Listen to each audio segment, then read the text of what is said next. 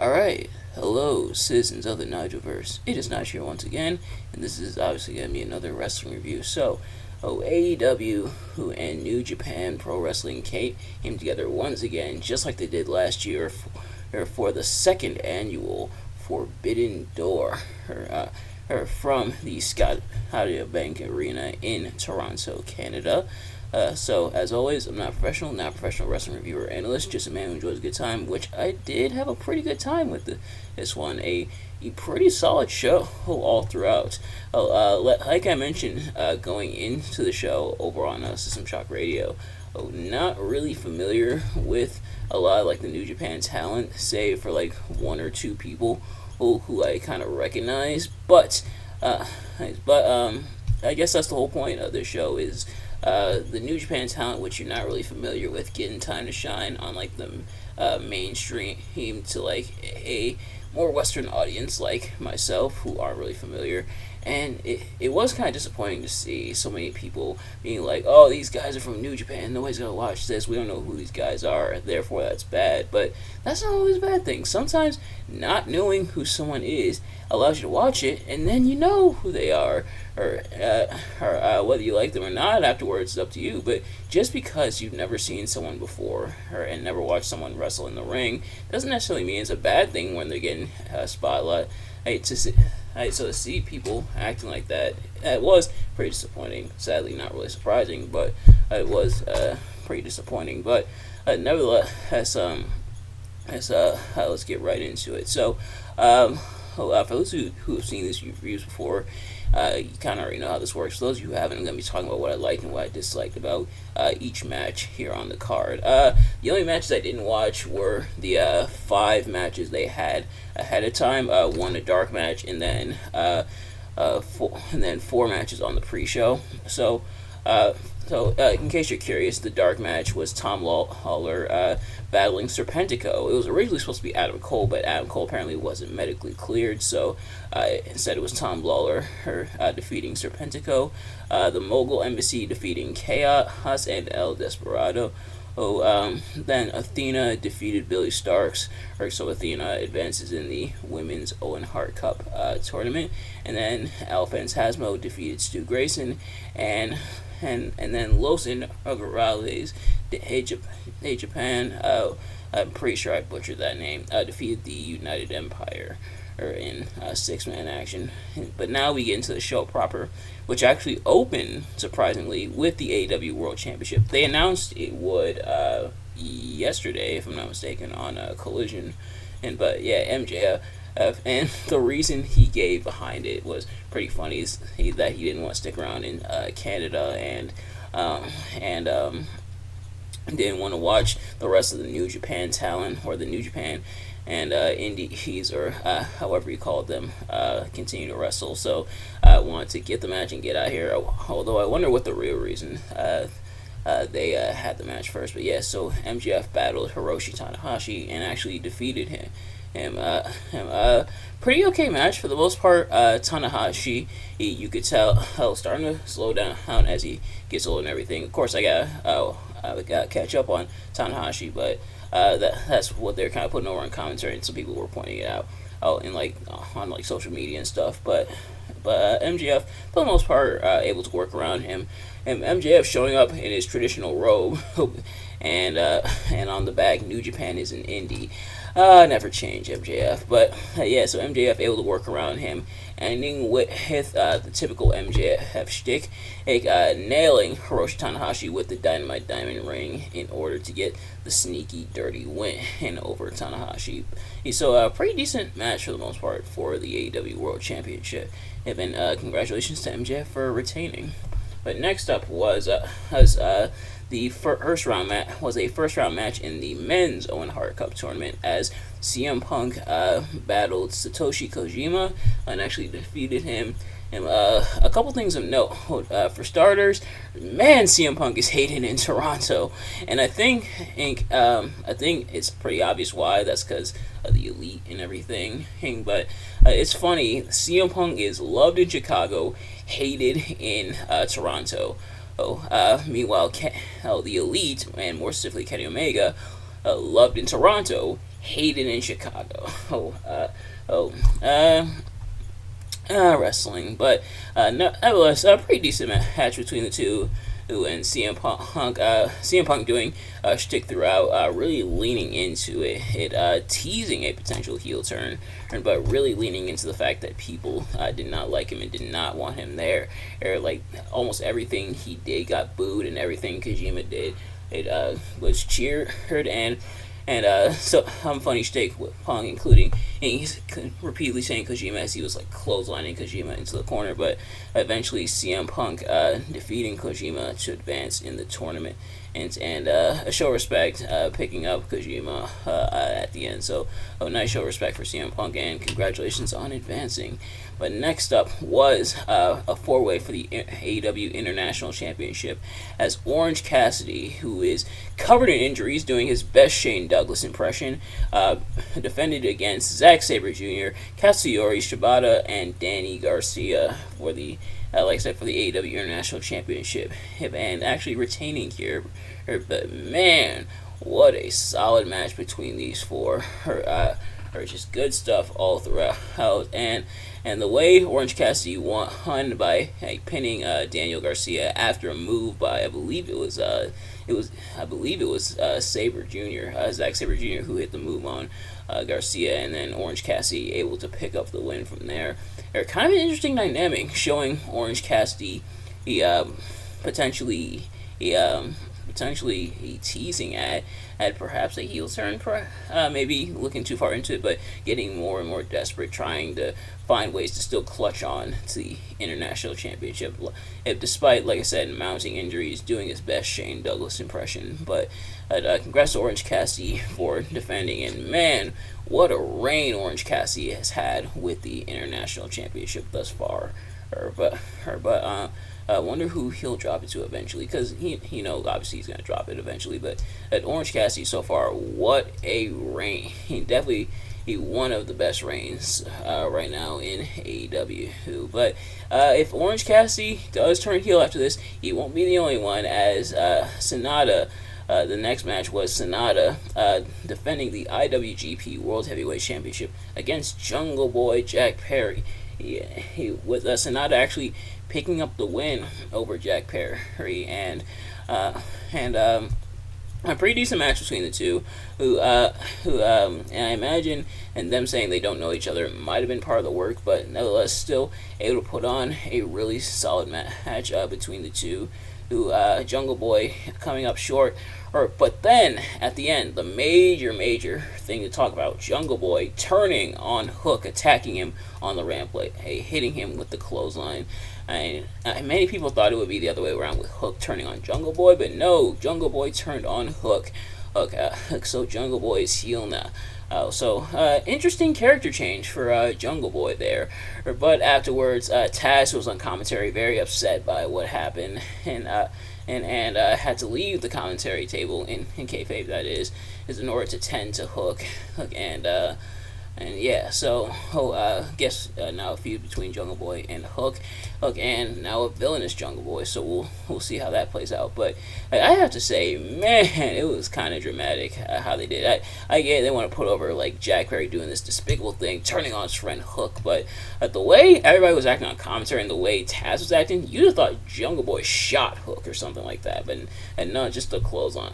But setting up, I guess, the feud between Jack and Hook and Jungle Boy. He now is on the villainous side, so we'll see what happens from here.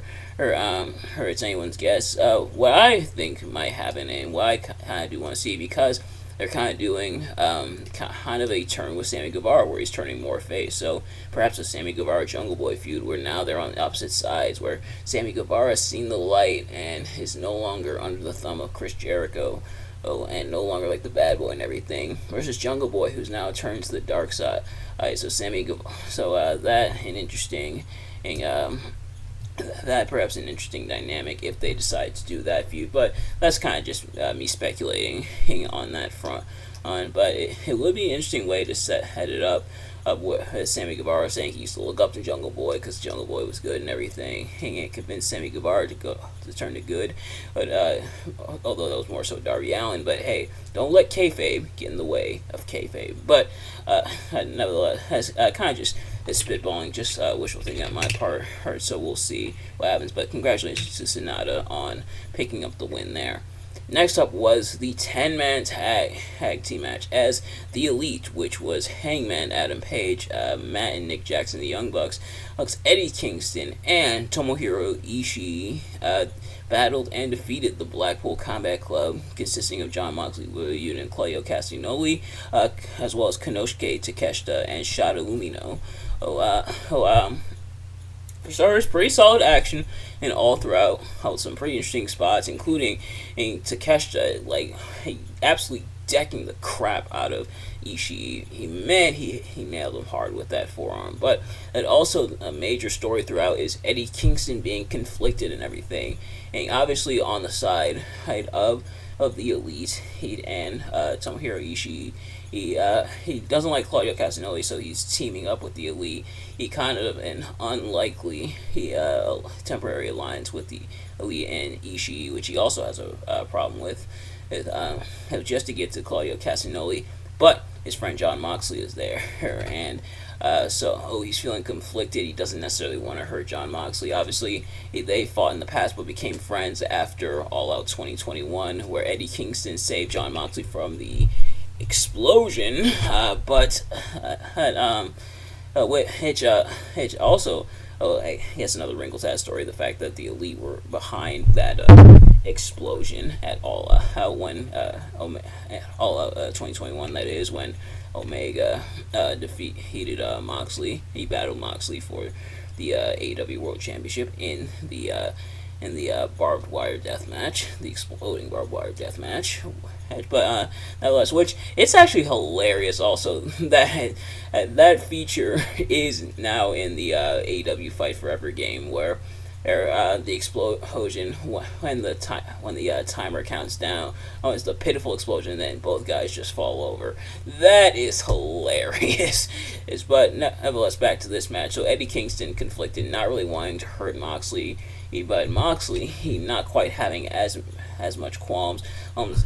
Kingston and Moxley do get some shots in on each other, mostly the chops and everything, which was funny how the spot where Kingston and Moxley were chopping each other. Meanwhile, the other members of the opposing teams battled it out, and Kingston and Moxley still chopping away at each other. I thought that was super hilarious, but nevertheless, so Kingston's conflicted there to the point where when the Young Bucks go to do the double super kick on Moxley, Kingston pushes Moxley out of the way and eats the super kick because he doesn't necessarily want his friend to get hurt, literally almost costing his own team the match. But he wants to protect Jon Moxley to the point where he's willing to almost throw the match for his team, and the Young Bucks are rightly kind of upset about that. But it plays into the story, and ultimately the Elite picking up the win and over Blackpool Combat Club and company, and another kind of tidbit: Takeshita not really celebrating with the Blackpool Combat Club, kind of doing his own thing, or not really celebrating with Combat Club, but more so sulking, I guess. Not really sulking as much with the Combat Club and Shota Umino, more so just sulking by himself. But the Elite not really celebrating with each other either, because Eddie Kingston kind of just waves them off and walks off. So things far from over between the two sides as the story develops, and I imagine this will lead to and potentially culminate in the Blood and Guts match that we know is coming, AEW. But I guess we gotta hold out. So, the Blood and Guts match between the Elite, Eddie Kingston and well, the Elite and Eddie Kingston, when Kenny Omega joins back up with them, and then the Blackpool Combat Club and Konosuke Takeshita, who is surprising still not fully a member just yet. And also John Moxley with new theme music, apparently, or at least the Blackpool Combat Club. I don't know if it's John Moxley specifically, although his name was on the screen, on the entrance screen when they did their entrance. But the Combat Club getting new theme music. I couldn't necessarily tell what the song was, but yeah, so interesting. But next up, I guess it does make sense because you can't really be a heel and have people sing along to your theme. For sure, actually you can't. Seth Rollins did it for a while, and then they just turned him face as a result of it. But nevertheless, and Chris Jericho. But anyway, moving on to the AEW Women's World Championship as Toni Storm defended the title against Willow Nightingale. Also, Ruby Soho and Saraya also there to run interference, which they mostly did hit, and Nightingale, of course, not getting the win over Toni Storm. Toni Storm retaining. Pretty solid match between the two, who still kind of I saw Willie Nightingale last night on technically Saturday night, I should say, because it's midnight as I'm recording this, or actually it's 12:30, meaning it's Monday. But Willie Nightingale so far are impressive what she's able to do, and of course Toni Storm always impressive.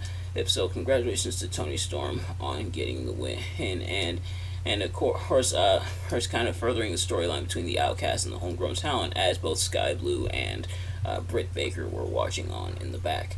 But next up, both the longest and possibly the best match of the night, as Kenny Omega defended the IWGP United States Heavyweight Championship against Will Ospreay and lost the title to Ospreay. Will Ospreay, he is the new IWGP United States Heavyweight Championship, winning it back after Omega took it from him earlier on this year. Really solid match between the two, who the crowd was electric through a good portion of it. Both men bloodied, both men busted up. Don Callis out there, along with the two kind of security guards, in the corner of Will Ospreay, as he battled Omega, and Callis even getting involved, handing Ospreay the screwdriver, or which he thought was going to be it, but not the case. He's in a lot of false false finishes where you thought the match was over, but not really the case. But ultimately, Ospreay getting the win over Omega. Really solid, really physical match. Both men put on a real clinic here. Although it was kind of funny, Don Callis was ejected and then just came back, and the referee did absolutely nothing about it. I just thought that was kind of funny and weird that he was ejected in the first place. What was the point of ejecting him in the first place if you were just going to let him come back and not punish him for coming back? But nevertheless, still a really solid match between the two. And like I said, longest match of the night, 39 minutes and 45 seconds. But still a really good match, and getting to see both men in their element. And Will Ospreay, not really familiar with him, so I liked what I saw here. Kenny Omega, a bit more familiar with it, and both men just worked really well with each other. And Ospreay also getting his vengeance from Wrestle Kingdom, including when he busted Omega open on the announce desk. But Ospreay also bled after Omega nailed him on the steel steps. But yeah, so pretty good match between the two. Who and honestly, you probably could have chosen in between this match and the main event as for which match to main event, because as these were the two matches that were announced ahead of time. I'm like the first two matches announced for Forbidden Door, so you probably could have interchanged between which one of these was the main event. But this was still a really solid match. But next up was the six-man tag between Sting, Darby Allin, and Tetsuya Naito, who battling the Suzuki Gods, which is Chris Jericho, Sammy Guevara, and Minoru Suzuki, and actually getting the win over them. So a couple things of note: we got the Sting Chris Jericho face-off which is the first time in their careers, which is insane to think about, considering they've been in the same company a couple different times. And they were in. Oops, sorry, I accidentally took out my light there, but they were in WCW, who at the same time,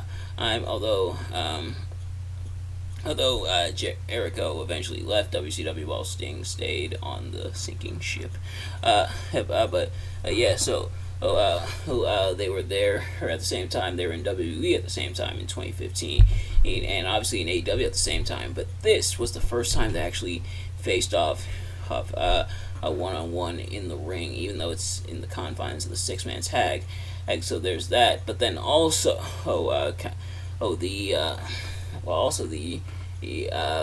the added tension between Chris Jericho and Sammy Guevara, with Jericho introducing a chair, which he didn't, not a chair, a table, I should say.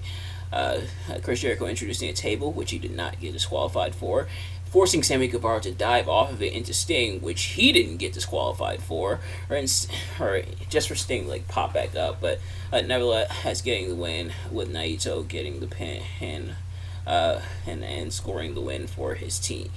So pretty interesting match for the most part.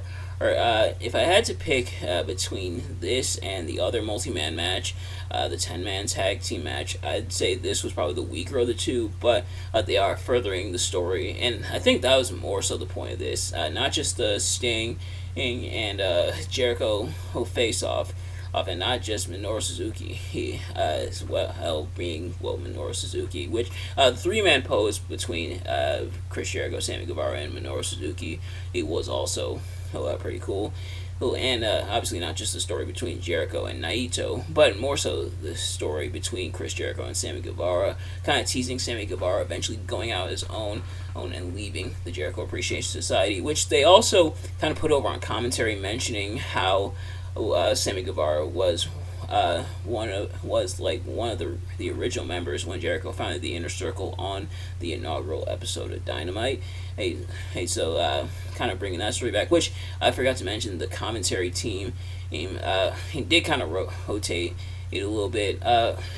Kevin Kelly, Excalibur, and either Taz, or after Taz left, then Tony Schiavone, which Kevin Kelly, I hate to say it, not the biggest fan of him on commentary. I don't think I really brought it up when I reviewed the inaugural episode of AEW Collision, which if you haven't already, go check out that review. But yeah, not really the biggest fan of Kevin Kelly on commentary.